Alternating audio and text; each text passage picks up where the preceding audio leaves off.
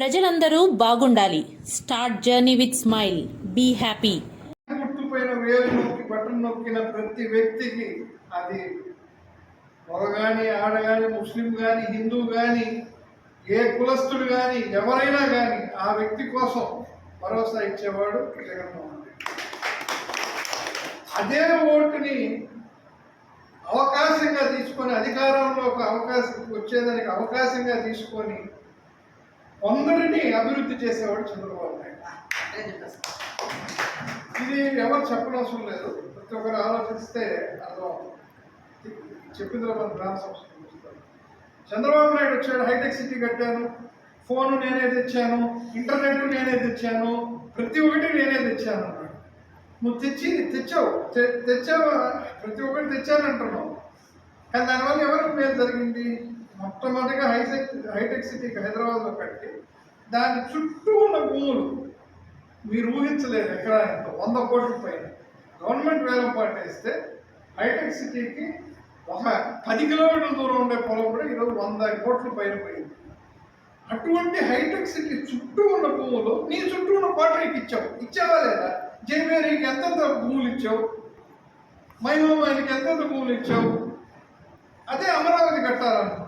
అమరావతి ఎవరి కోసం కట్టాలనుకున్నావు?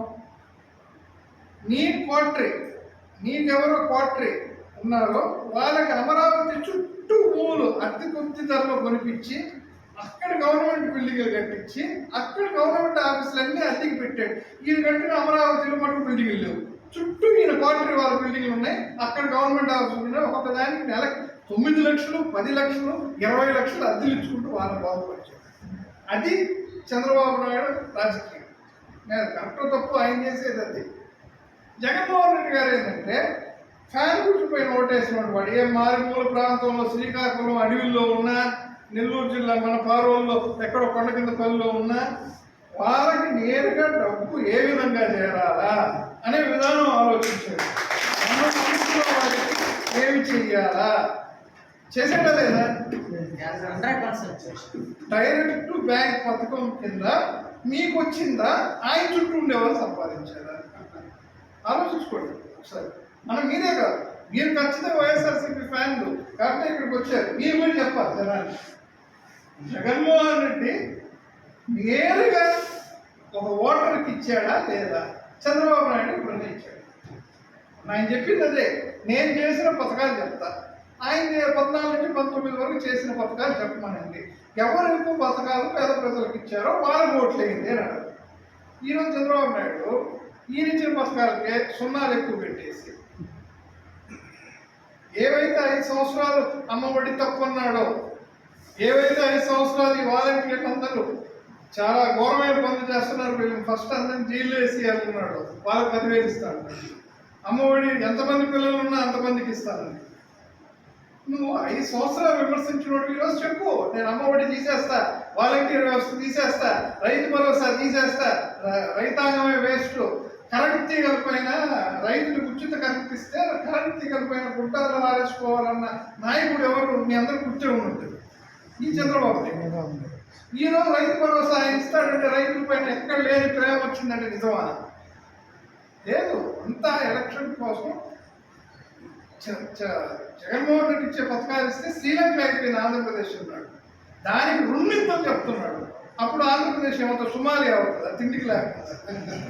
మాటకి అంత సీనియర్ నాయకుడు, అన్నిసార్లు ముఖ్యమంత్రి చేసిన వాడు, నాకున్న జ్ఞానంతోనే ఆలోచిస్తే నీ మాటకు అంత విశ్వాసం లేదా? 5 సంవత్సరాలు విమర్శించావు, ఆ 5 సంవత్సరాలు చెప్పిన మాటలంతా ఎన్నికని 2 నెలల్లో మర్చిపోయి అవే కరెక్ట్ అంటావా?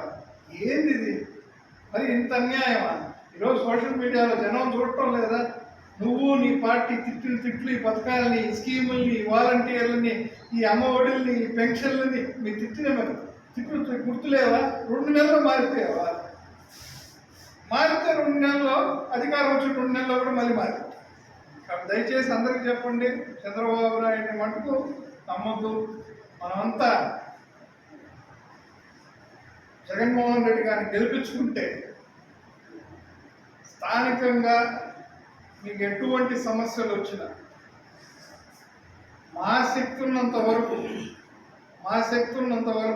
మేము ఖచ్చితంగా మీ ఇంట వెంట సంట నిలబడి గతంలో ఏదైనా పొరపాటు జరుగుంటే క్షమించండి, వాటిని మించి మీతో నిలబడి మీ అవసరానికి నిలబడతాం.